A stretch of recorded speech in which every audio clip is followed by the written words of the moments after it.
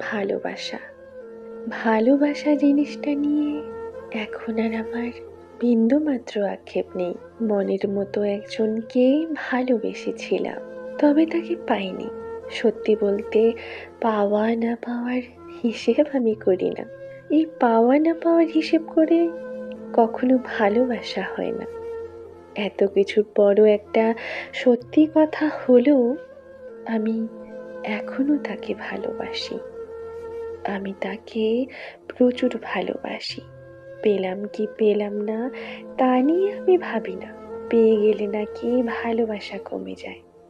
তাই কিছু ভালোবাসা না হয় অপূর্ণই থেকে যাক।